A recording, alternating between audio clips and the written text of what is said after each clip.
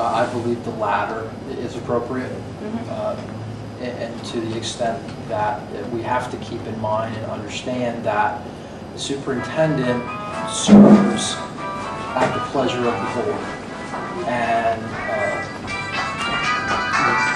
we ought not have a situation where the school board essentially rubber stamps what the superintendent says. I think we need to have board members that bring a more knowledgeable educational approach to the board and make sure that they are intimately involved with ensuring that the strategy and the direction that the board sets is carried out in an effective and efficient manner by the superintendent and staff.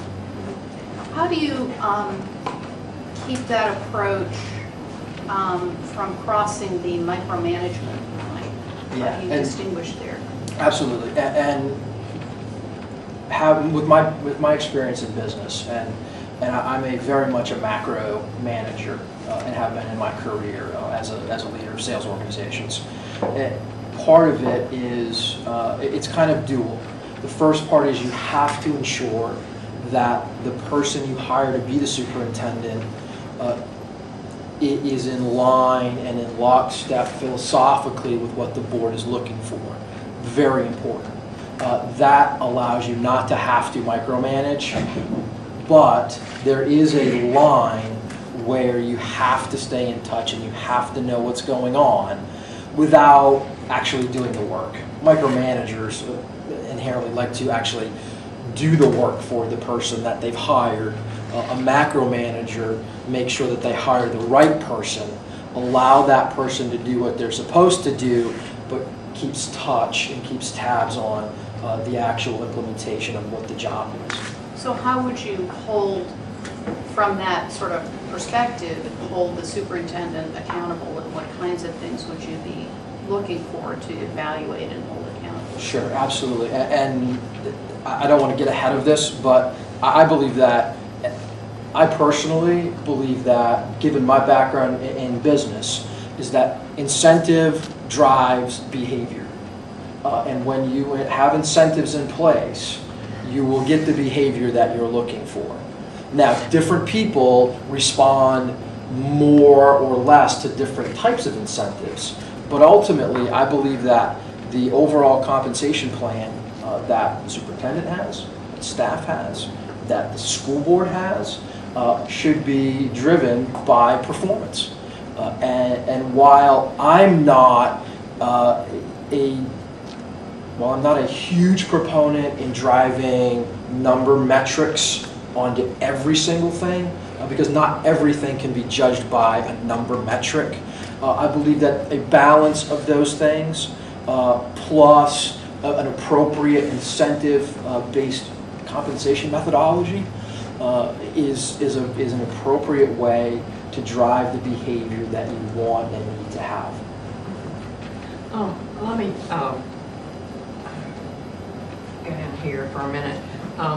You're talking about how you really feel like the important thing is to have a superintendent whose philosophy is compatible with the board's philosophy.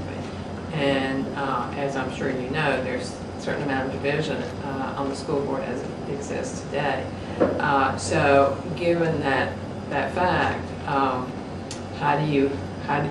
where's the superintendent that can bridge that, or is that possible? How do you deal with that fact? And part of the reason I'm running this year is I don't particularly enjoy the division that is taking place within the board. And I believe that with none of the incumbents running for re-election, that our community has a real opportunity to elect 3 leaders this year and make a statement to the rest of the school board that as a community, this is the direction we want to take. These are the leaders we want to help lead our board going forward, and send the message to the existing board members that the kind of divisiveness that we've experienced historically needs to end. And so I think that's important. You'll be doing superintendent search as a new board member, if you could have anyone in the country, who or what kind of person would you pick and why? There's a lot of murmur and talk in the community about we have to have a great business leader that has proven success. And you know what?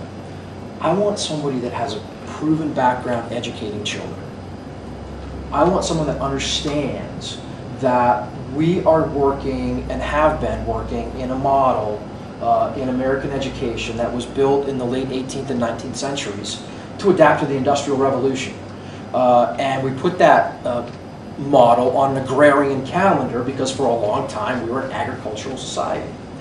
But today we live in the age of the information and technological revolution. And I want a visionary educator who understands that we need to change the model of education in America so that we are doing things from the moment the child enters the classroom through the time they graduate that is geared toward making our children productive adults in the new economy of the 21st century. I don't think we're doing that today. So I want a superintendent, first and foremost, that thinks like that understands that kind of methodology and that mentality, and will bring innovative ideas and solutions that are working in different parts of the country, allow our teachers and our principals and our parents to have more local control over their individual school, to drive the way those schools look and feel and operate. So those are things that are important to me. From a business perspective, yes, I want somebody who has some experience working in a large organization, but for me, today and moving forward in this district, and I think the same holds true all over the country, we need educators, and not somebody that spent 1 year in the classroom before they got their certificate for administration and then worked their way that way. And I want a real teacher. I want a real teacher who understands children and who gets it.